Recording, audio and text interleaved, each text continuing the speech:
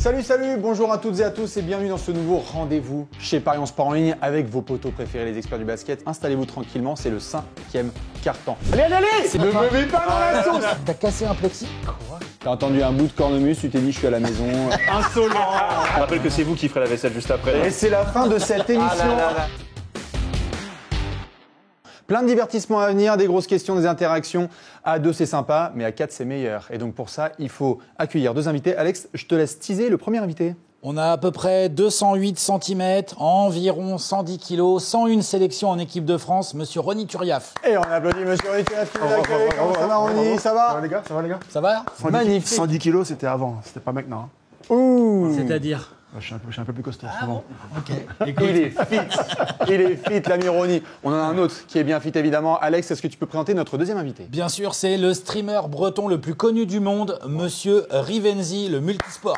Et on accueille monsieur Rivenzi, comment ça va? Ça va les gars? Ça va? Salut. Ça va? Il y en a qui ne vous connaissent pas forcément. Et donc, je voulais m'assurer avec Alex qu'il puisse y avoir une présentation un petit peu Hall of Fameuse, j'ai envie de dire. Et donc, je donne la parole à mon cher Alexinator qui va d'abord présenter Ronny Turiaf. Regarde, ça tombe bien. Oula. Regarde, j'ai les notes. Tout à l'heure, j'ai parlé de tes 101 sélections. Ouais. Faut quand même que les gens sachent que ça a démarré fort à l'Euro Junior en 2000 à Zadar, où c'est quand même toi qui mets le panier de la gagne. Il me semble que tu cours comme un dératé en contre-attaque, t'es tout seul, Ouais.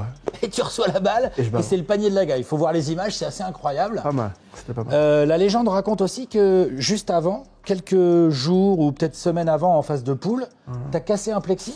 Bref, c'est vrai ça ou pas? Ouais, c'est vrai. Bon bah tu nous raconteras. Tu nous raconteras. Bon après, C'est malheureusement, vrai ça, il avait t'as pété un plexi. Ouais, j'ai pété un plexi. Genre avec ta main? Bien sûr. Ok. J'ai pété un plexi. Il faut demander à Boris Dio, car c'est lui qui a les fragments. les fragments fragments du du Le panier. fragment quoi du panier? Ou de la main? Voilà, l'homme qui casse des plexis. Eh ben alors. Et après, donc j'ai dit, tu as 101 sélections. Bon, en équipe A, malheureusement, si je dis pas de bêtises, tu pas de médaille. Non. Juste un peu de médaille, une petite médaille en chocolat en 2003. Vous êtes 4e avec Tony, Boris, il y a Flo, Pietrus aussi. Oh, Tarek Abdelouad, Bruce, Ahmed Sonko Abdel. et tout ça. Enfin, c'est de la belle petite équipe. sûr. Mais Bah, quand du malheureusement, ça fait pas podium. C'est clair. Et derrière, avant, tu avais fait l'INSEP. Pendant tout ça, tu as fait un cursus universitaire américain à Gonzaga qui t'a permis de te faire drafter en 2005. Et je trouve que c'est important de dire que tu as failli pas faire de carrière. En fait, quand il s'est fait drafter, Ronny, à la visite médicale, ils ont détecté un problème au cœur qui a nécessité une opération directe pendant l'été. Et Ça n'est pas arrivé. franchement, il y a plein de gens, de sportifs de très haut niveau, qui n'auraient pas eu de carrière professionnelle potentiellement. Ronny, lui, 6 mois plus tard, il était sur les parquets, en train de faire ses débuts avec les Lakers. Tu as eu 6 mois de retard, mais derrière, la carrière, elle est très belle. Il y a plus de 500 matchs de NBA. Ça. Des Lakers aux Wolves, on est passé par les Warriors, les Knicks, le Heat, bien évidemment.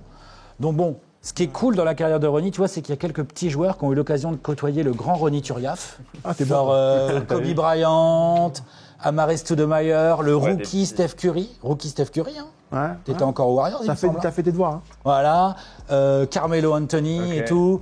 LeBron, Wade et Bosch, ils ont eu le plaisir de pouvoir gagner une bague avec Ronny en 2012 avec le Heat. Enfin voilà, en gros, c'est costaud. Bravo Ronny, Ah, c'est belle magnifique. carrière. Ouais, tu vois, ça va sur la l'intro. Merci. Ça allait. C'était top. J'ai pas dit trop de bêtises? Pas du tout, pas du tout. Bon, c'est Ça a cool. été vraiment très juste. Ah, voilà, cool. Bravo. Straightforward. Tu connaissais l'histoire de Alors, de- je connais évidemment la carrière de Ronny, mais je connaissais pas cette histoire où tu te fais opérer juste avant de. Punaise, mentalement, pour revenir de ça. Enfin, tu sais, déjà l'annonce, la digérer, te faire opérer. Ça, c'était un truc. Ouais, c'était un petit peu chaud, mais bon, après, tu m'étonnes. on a fait ce qu'on a T'as fait. réussi à. Quand je grandis au milieu des années 2000 et que je suis tout ça comme des milliers de gens de l'extérieur, moi j'avais juste une question à te poser par rapport à ça. J'ai grandi avec une image d'un maillot des Lakers à ton nom qui était déposé pas loin en tout cas du lit ou de là où tu étais pour te donner la force de croire et d'aller sur les parquets par la suite. C'est quelque chose qui a eu lieu, ouais. Ouais, non, c'est vrai. Cette histoire-là, elle est véridique. En fait, c'est une semaine après, j'avais encore les tubes dans mon cou, là. Et Mitch Kupchak vient me voir à l'hôpital. Et avant d'arriver, je lui envoie un message. Je dis, mec, fais en sorte de me ramener un maillot, quoi. Et il me dit, quoi? Je dis, ouais, ramène-moi un maillot. Parce qu'en fait, quand tu arrives, je veux que tu mettes le maillot et je veux le mettre en face de mon lit. Et donc, pour moi, c'était une sorte de symbole de dire que, ben, en fait, à chaque fois où j'aurai un doute, à chaque fois où j'aurai un truc, ben, que ce symbole de se revêtir ce maillot, ben, ça va être fait. Et il le dit très ouvertement, hein. Il n'y croyait pas, quoi. Ouais. Mais moi, j'y croyais, donc à chaque fois que j'ai douté, ben, je regardais le maillot et un jour, j'allais le remettre, quoi. Donc c'était un symbole pour moi, mais cette histoire, elle est vraie. Donc, d'ailleurs, je ne sais même pas où il est le maillot, d'ailleurs. Je crois qu'il est au plafond de la salle des Lakers, non? Ah non, si, d'ailleurs, il y est. Oui. Numéro 21. Monsieur Cooper. Maintenant, c'est bon, Michael Cooper, c'est bon. C'est vrai. Maintenant, il y a le C'est vrai que t'as 21. 21. Donc parfois, Ronnie peut aller au stade des Lakers et dire plisse un peu les yeux et moi j'ai mon maillot retiré. Les gars. T'as tout le temps, voilà. Alors évidemment, on s'est occupé de Ronnie. Alex, t'as réservé aussi la même chose pour notre cher Ivenzi? Ouais, Théo, de son vrai prénom. Alors là, par contre, par Théo, 0 match NBA. C'est vrai que passer après la présentation de Ronnie, c'est un petit peu mais dur. attends. Mais- Mais une chaîne Twitch, 270 000 followers. Une chaîne YouTube, à peu près 170 000 abonnés. C'est ça. À aujourd'hui. Et j'ai remarqué sur ta chaîne YouTube, t'as que 13 vidéos sur ta chaîne YouTube. 5 millions de vues en 13 vidéos. Le mec, Donc en termes d'efficacité, t'as un rival là. Parce que Ah non, Ronnie mais était il très est propre au tir. beaucoup plus efficace que Tu moi. vois, voilà. Exactement. Félicitations. Et là, sur les chaînes de Rivenzi, on se fait raconter l'histoire, tu vois, avec un grand H. C'est pour ça qu'il a regardé le casque là qui est derrière moi et tout à l'heure. Très beau casquet. C'est un peu le père Castor breton, comme il se décrit lui-même dans la descro de ta chaîne YouTube ou Twitch, Exactement, je sais plus tout où à j'ai fait. lu ça. On l'a vu cet été sur le service public, Exactement. quand même, où tu nous as animé les JO et tout. Belle expérience, c'était trop Voilà. cool. Et côté basketball, je suis tombé par hasard sur ta deuxième chaîne, Rivenzi TV, Ouais, sur des replays de live que tu avais dû faire sur Twitch à l'époque, j'imagine. ouais, tout à fait. De NBA 2K23. Vu le raconteur d'histoire que t'es, je pense que tu vas bien enrichir les discussions là aujourd'hui. Bah, j'espère. Ah En ouais. tout cas, moi j'ai plein de questions à poser, plein de questions à poser à Ronnie aussi. Et puis moi je suis trop content de faire une émission avec vous les gars, parce que je vous suis depuis tellement un bon moment maintenant. ouais. Et cool, ça. franchement, ça fait plaisir de parler de sport, de parler basket avec vous. bien. Donc merci beaucoup pour la Bah, écoute, présentation. nous aussi on est ravis. Ronnie, je m'adresse à toi en premier. Lorsque on te parle de NBA, est-ce que tu arrives à voir quelle a été la première image de NBA dans ta vie? Est-ce que c'est une image télévisée? Est-ce que c'est une affiche? Est-ce que ce sont juste 3 lettres? Est-ce que tu t'en souviens? Je t'avais déjà dit que j'aimais bien quand tu posais de bonnes questions. Je te le redis, j'aime bien que tu poses des bonnes questions. Donc celle-là, oui, je m'en souviens exactement. Ok. J'ai 13 ans, on n'a pas la télé à la maison et en fait, j'habite à la Cité-la-Marie, donc c'est des HLM en Martinique. Et j'ai un pote qui me dit hey, les gars, ce soir vous faites quoi et tout, il faut venir, on va regarder un match de basket à la télé. Je dis basket, c'est quoi ça? Je connais pas trop. Et on se retrouve à 15-20 à regarder mon premier match de basket.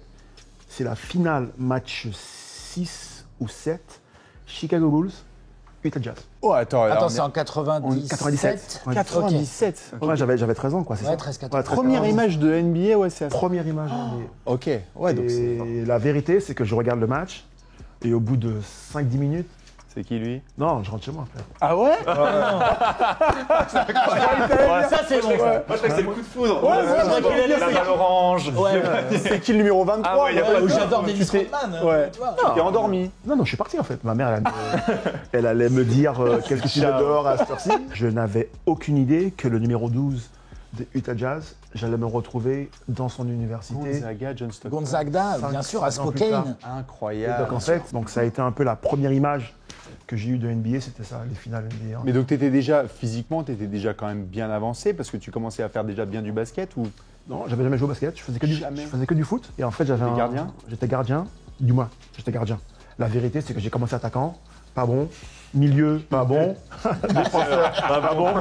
Allez, C'est un classique. C'était le mec qui était non mais, faut dire la vérité. C'est spécial. C'était le mec qui était choisi en dernier, quoi. Bon, allez, je prends Ronnie, tu vas au, Ou en premier. tu vas au cage. Ou en premier pour te mettre dans les cages. Comme ça on a le gardien. On a le Voilà, gardien. on a au moins ça. Ok. Et après, j'ai vu, il y a un gars qui joue au PSG, qui s'appelle Bernard Lama. J'aurais bien aimé Ok. être comme lui, quoi. Donc voilà un peu comment je suis arrivé. Toi, Rivenzi, la Premières première images. image de NBA, un truc vraiment où tu peux monter le plus tôt possible. Tôt possible. Je pense qu'à mon avis, moi je suis de 95. 95. Ouais, donc du coup je pense que c'est Tipeee à mon avis la Tu as première. fini ta image. croissance ou pas encore? Non, moi je pense que c'est Tipeee la première image, mais Ok. tu vois, je regarde du basket mais sans trop, tu sais, sans trop regarder, sans trop comprendre, etc. La vraie, et c'est trop rigolo que tu parles de ce match-là entre Jazz et les Bulls parce que la vraie rencontre avec le basket, c'est un pote à moi au lycée qui est fan de basket, mais genre qui est fondu de basket, qui me dit si tu veux comprendre le basket, il faut que tu regardes cette série de matchs. Et il me fait regarder la série Jazz Bulls. Ok. 97 aussi. Ah, waouh. Et il m'explique le passif de tous les joueurs, il connaît tous les joueurs des deux équipes, etc. Et il me fait vraiment découvrir ça. Et il me parle de Jordan, il dit voilà, lui c'est Michael Jordan. Je connaissais Michael Jordan de Oui. nom. Et je me souviens vraiment être tard le soir à enchaîner 2-3 matchs comme ça, à les regarder avec lui. Ça, c'est mon premier gros souvenir de NBA, quoi, tu vois. Et avoir les magnifiques maillots du Jazz, etc. Enfin, tu vois, ça c'était vraiment un délire, ouais. Messieurs, ce que je vous propose, c'est qu'on passe maintenant à un premier jeu. Allez. On va aller dans la cuisine pour prendre un petit verre et surtout participer à un premier jeu. C'est le pour moi et rien que pour moi.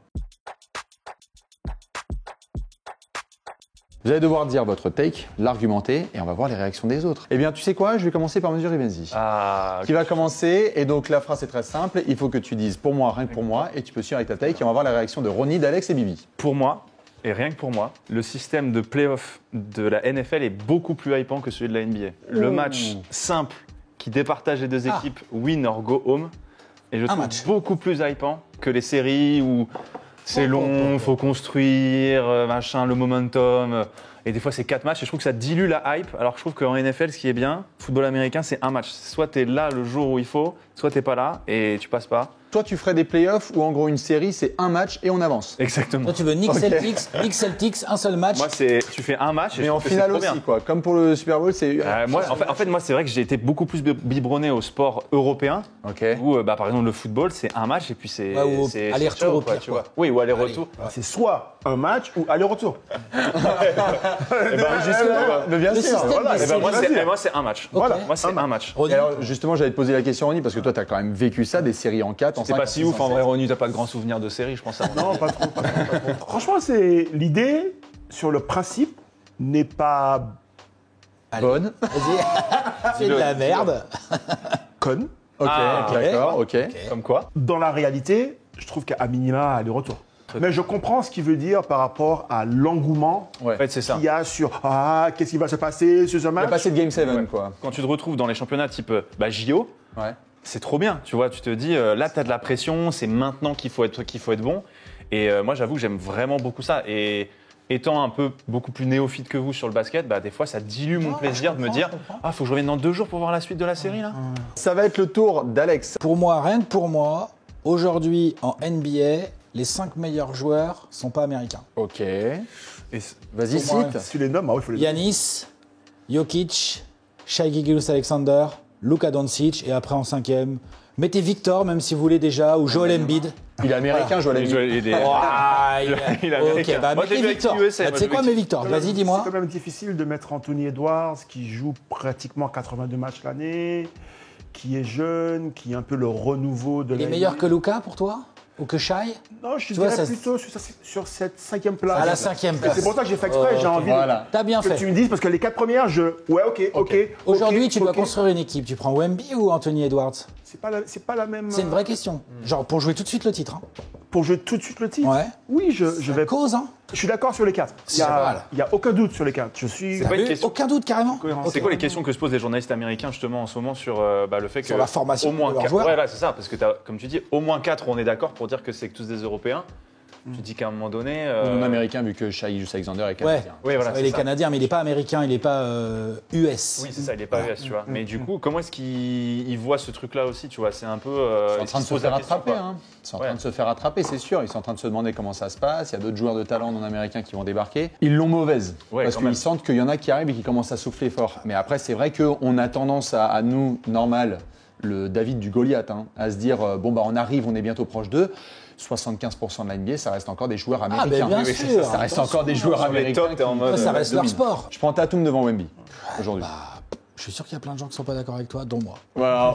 On va voir ce qu'ils diront dans les commentaires. Ça va être l'heure de Ronnie. Pour moi, rien que pour moi, les débats sur les meilleurs joueurs sont complètement futiles. Tu dis ça pour nous Tu dis ça pour nous Et c'est la fin de cette émission. Ah ouais? Futile. Ah ouais? Pourquoi? C'est marrant, ça permet de parler de l'histoire et tout, ça permet de raconter plein de trucs, c'est cool. En général, les gens ne racontent pas les choses, ils racontent leurs convictions. Alors ça c'est Alex quand j'essaie d'être Ok, objectif. Ça, c'est d'accord. toujours, Tu veux dire que les gens sont pas objectifs? Ben non. Non, et justement, ils utilisent leurs convictions pour rabaisser les autres joueurs. Les joueurs sont tellement talentueux, efficaces dans leur spécificité, leur qualité. apprécions plus les joueurs que de dénigrer parce qu'on préfère quelqu'un d'autre. Je suis d'accord en fait, c'est plus l'histoire du ressenti, tu vois. Du coup, je trouve ça cool parce qu'on a des fois des ressentis très différents sur des joueurs, etc.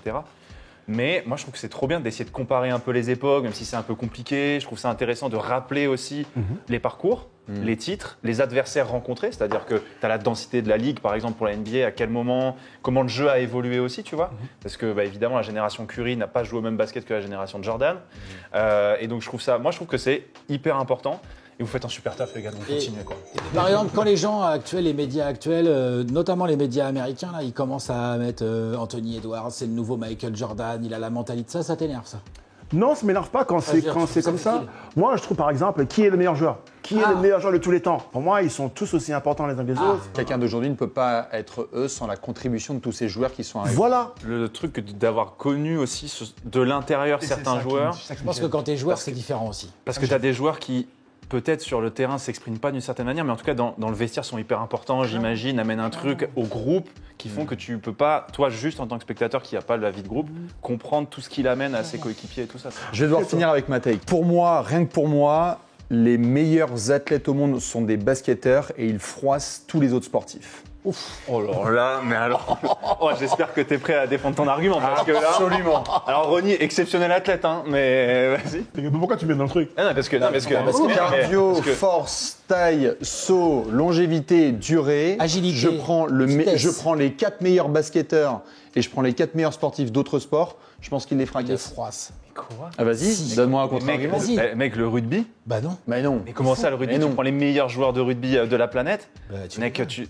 mec, en termes de puissance, de rapidité, de durée de match, les matchs sont 80 minutes, ça s'arrête quasiment pas. L'endurance peut-être. Endurance potentiellement. Après, la force, mec. détente. Force, non. Force, mon gars. On a des gars. Non, force, on a des gars. Mec, au basket. Tu mets des gars dans une mêlée, en première ligne, je peux te dire que ça envoie, quoi. Bien sûr. Je prends par exemple LeBron, Giannis, Russell Westbrook et Steven Adams. Ça te Et je mange. pense qu'ils te fracassent n'importe quel quatuor de rugbyman qui est en face. Ouais. Sérieux? Et j'ai pris cette take parce que je sais que t'es pas mal aussi. Ah, rugby, bah et ouais, je me suis dit, ouais. je voulais ta réaction. Ah ouais, mais mec. Et si je peux me permettre, pendant que tu y réfléchis, Ouais. évidemment, athlète incroyable, Ronnie, tu as fait une longue carrière et on sait que tu as côtoyé beaucoup de gens. Tu penses que j'abuse ou est-ce que tu penses que sur le basket, vraiment, on les prend un peu trop pour acquis parce que c'est des surathlètes? Tu dépends de... Il s'en remet pas. Ah, mais vraiment, la tech est. Ah, mais moi, C'est lui le plus nul là. Ah ouais, non, mais d'accord, Ouais. tu me pointes là-dessus. Non, mais rien que pour moi, des décathloniens, tu vois, ils sont capables, ils réunissent justement tout ça, tu vois, et ils travaillent dans tout ça, tu vois, des mecs comme Kevin Mayer, tu vois, pour moi, typiquement, c'est l'explosivité, la rapidité, la force pour être capable de Il n'a de pas la lancer taille, il n'a pas la puissance. Ouais, après t'enlèves la taille, mais quand même il coche la taille, énormément c'est de un sujet. gaz, quoi, tu vois. Et puis il y a aussi l'endurance, capable de courir quand même sur des longues distances autour de la piste aussi, tu vois. Donc, et de tenir sur 2 jours et d'enchaîner tout ça sur 2 jours. Ah ouais, non, pour moi, c'est des sportifs exceptionnels les basketteurs, mais pour moi aujourd'hui sur la planète, il y a d'autres sportifs qui. Alors tu mettrais qui justement comme tu veux Les parler de décathloniens décathlon ouais, plutôt Décathlon. Pour moi, le décathlon, pour moi aujourd'hui, le rugby, ce qui est fait au rugby, c'est inhumain, au détriment des blessures aujourd'hui. Et c'est même un problème, parce qu'aujourd'hui, on pousse tellement loin les Devenu un peu rugbyman. violent. Ouais. J'ai été contacté il y a longtemps, je ne me rappelle plus par qui, donc si la personne se reconnaît, par un coach de bobsleigh, de l'équipe de bobsleigh. Ok. Il voulait qu'après ma carrière, que je fasse une reconversion pour être celui qui pousse. Fin du débat. C'est les meilleurs Fin athlètes. du débat. Parce que d'habitude, Fin du débat. C'est intouchable. ceux qui Fin poussent, du c'est débat. souvent on fait appel à des sprinters, tu sais, pour faire du appel. Bah Ronnie sur 100 mètres mon gars. Si tu ne me crois pas, je te montre le. Non, on te croit. On te croit. la veste. Ah, le monsieur m'a envoyé un message et j'ai failli, et franchement, j'ai failli le faire parce que je me suis dit. Ah, mais je peux plus là, c'est fini. Je me suis dit, j'aurais vraiment aimé participer aux Jeux Olympiques d'hiver. Évidemment, on va terminer, messieurs, en pointant du doigt la pire take. Je pense que Ri, il va être très très clair. prêt 3, 2, 1. Personne Oh non, se personne. pointe. Ah non, Non, Ronnie, t'es avec moi en vrai. Ah mais du coup, attends, t'avais mais moi, ça, j'hésitais. chacun, Ah, c'est chacun le sien. c'est chacun le sien. Égalité, balle au centre. Magnifique. Ok, Bah, du coup, incroyable. messieurs, Ce on n'était va, pas scripté. pas du tout. On va se rendre évidemment dans l'autre pièce pour faire le deuxième jeu. Cette fois, on va faire le Devinator. C'est parti. Devinator. Il pleut. On peut pas le faire rentrer le chat? Il est là ou pas Chatoun. Voilà, mon minou. Minou. Bah oui, il pleut. Au chat. C'est l'heure du Devinator. Alors, c'est quoi le Devinator? Eh bien, c'est très très simple. Cette fois, on va devoir jouer en équipe. Il va y avoir des duos. Alex sera avec Ronnie. Et moi, je vais essayer de me rabibocher avec Rive. C'est pas fort Là, à faire, je te le dis. Parce que là, sur ma tech, entre rugby et basket, on s'entend pas trop. Alex va devoir essayer de faire deviner à Ronnie Turiaf 3 joueurs de basket le plus rapidement possible. Ronnie va devoir choisir dans ce verre un joueur, donner le papier à Alex. Alex va donc devoir te faire deviner des joueurs. Faut être le plus rapide, sur 3 joueurs. Ensuite, ce sera à nous deux. Le perdant, eh bien, il fait tout simplement toute la vaisselle pour l'équipe de prod qui est venue depuis ce matin ici. Donc Ronnie, s'il te plaît, Vas-y. sois bon. Ne me mets pas dans la sauce.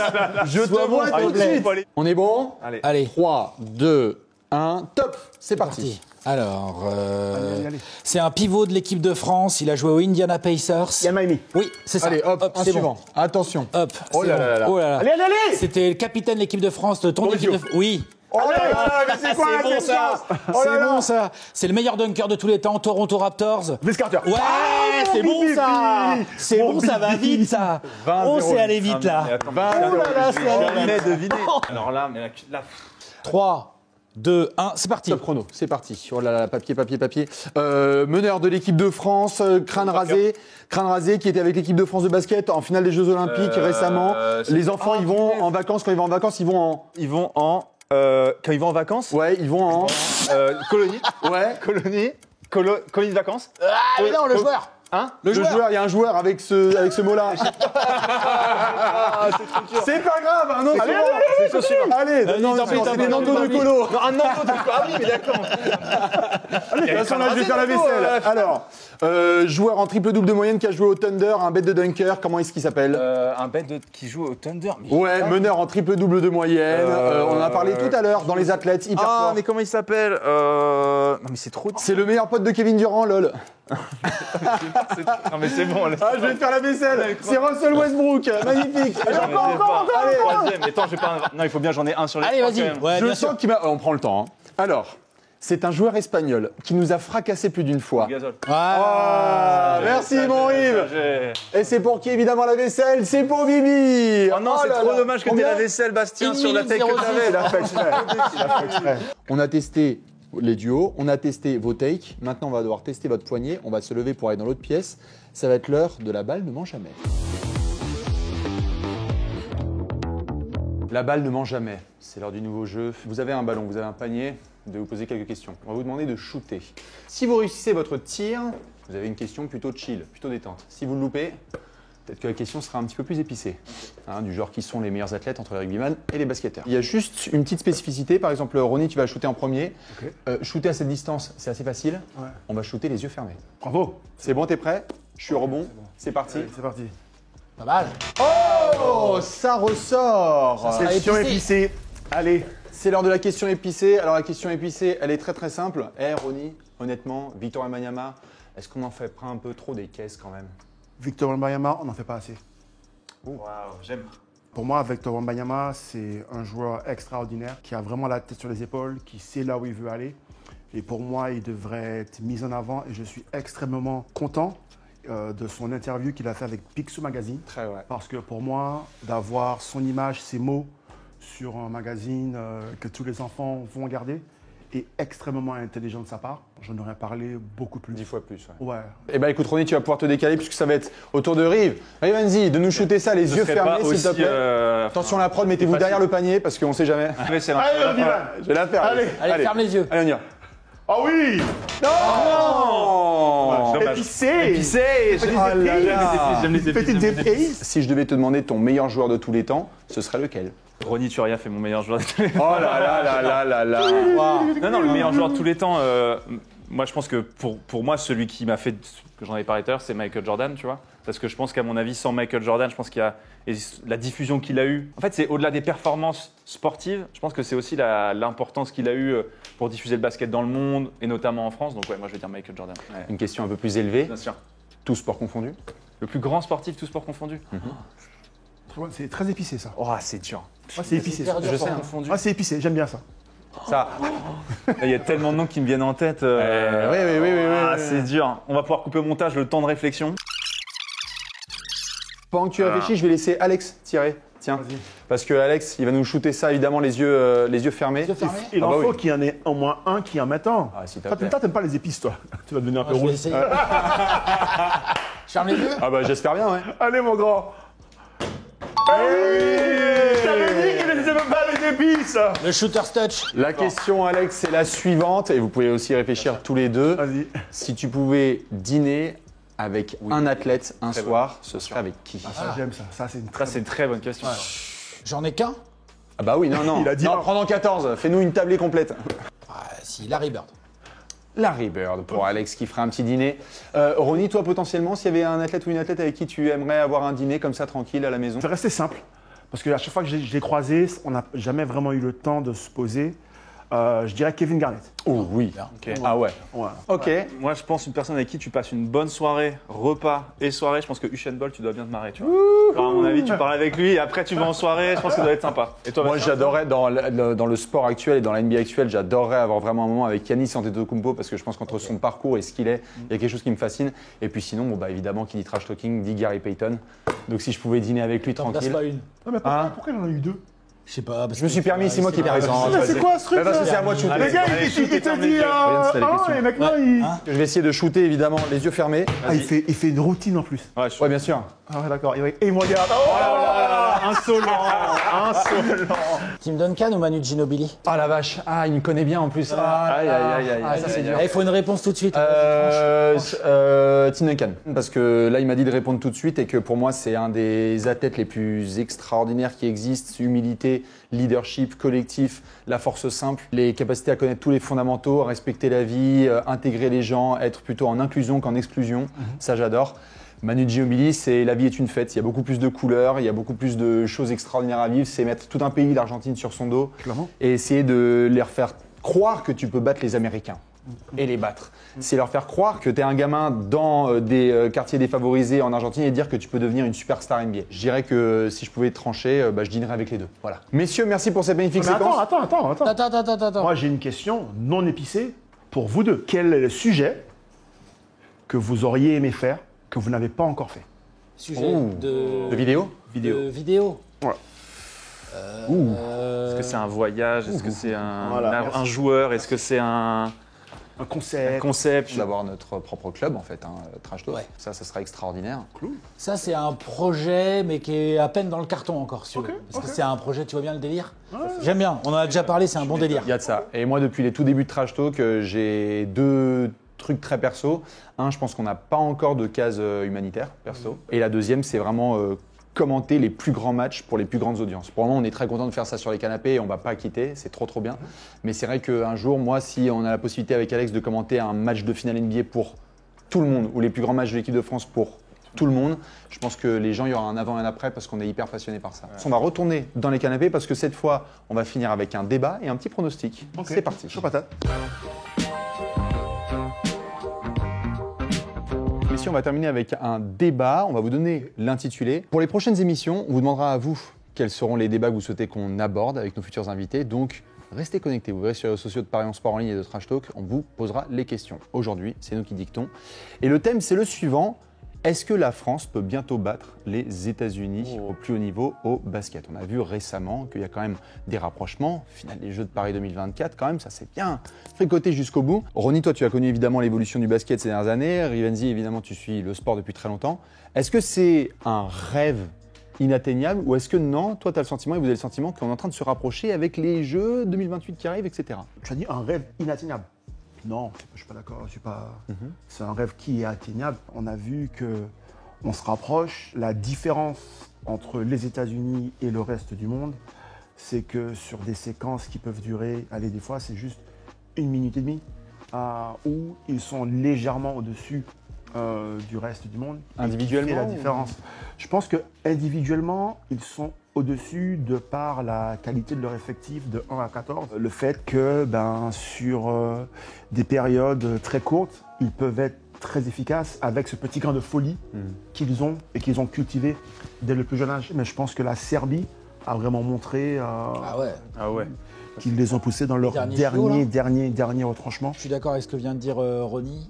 Au dernier JO, pour moi, les Français ont fait une finale incroyable dans leur style, jeu défensif. On a essayé que ça joue pas trop vite et tout, pas rentrer dans le rythme américain avec Curry, Durant, LeBron, où ils adorent ça quand ça commence à aller vite et tout. On les a bien maîtrisés et du coup, on y a cru. Bon, après, il y a eu la fin de match qu'il y a eu avec Curry, mais les Serbes, 2 jours avant, ce qu'ils ont fait, ils ont regardé les Américains droit dans les yeux, leur ont dit « c'est nous la meilleure attaque ». Nous, on va vous dicter le rythme et on va mieux jouer au basket que vous. Et honnêtement, il faut un un énorme Joel Embiid, du gros LeBron et déjà du gros Curry pour qu'ils s'en sortent, mais ça joue d'un souffle. Je pense qu'il faut parler de la France qui peut peut-être aller chercher les Américains, il faut parler des Serbes.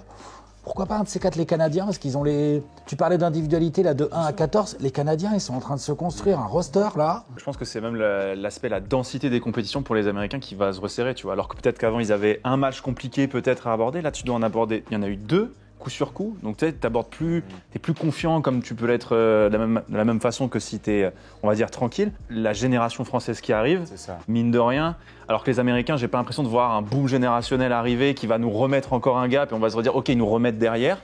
J'ai pas l'impression que ça arrive, alors que la France, au contraire, bah, on fait 2 fois numéro 1 de draft de coup sur coup. Tu te dis quand même que si ça se passe bien, après 4 ans c'est long, il peut se passer beaucoup de choses. C'est long, c'est clair. C'est un petit peu, j'ai l'impression, ce qui fait un peu peur aux États-Unis, c'est que le niveau de formation chute, en tout cas collectivement, alors que le reste du monde est en train de catch-up en termes de qualité. Moi, ce que j'ai hâte de voir, c'est qu'on a vu le dernier hurrah de LeBron, Curry et Kevin Durant. Il faut se dire les choses, ils vont pas en compétition internationale. A priori, ils vont pas donner 2028 normalement. Si LeBron est là en 2028, on va tous halluciner. Quoi. Bon, bah, on commencera à avoir des investigations sur lui et son corps. KD, hein. Ce sera très compliqué. Moi, c'est plus ça. C'est une fois que ces 3 joueurs extraordinaires s'en vont, il reste cette densité dont tu parles. Mais j'ai l'impression quand même qu'il y a la possibilité que d'autres nations viennent regarder droit dans les yeux non seulement le niveau collectif, mais aussi la densité dont tu parlais de 1 à 14. Il y a des pays maintenant où tu as l'impression qu'ils ont peut-être un 6, 7, 8 joueurs de très grande qualité, alors qu'avant c'était 3. Bah nous, hein. Nous, c'est oui, le cas. clairement. Et je pense que c'est intéressant ce que tu dis, parce que quand même, on voit sur les, on va dire, 15-20 dernières années, le niveau de qualité des joueurs américains était extrêmement intéressant. Il y a un petit truc que tu as dit, les Américains, ils n'auront jamais peur. Et je pense que c'est ça aussi qui fait cette différence. Le baseball, les World Series, donc l'équivalent du championnat du monde, c'était toujours gagné par les Américains.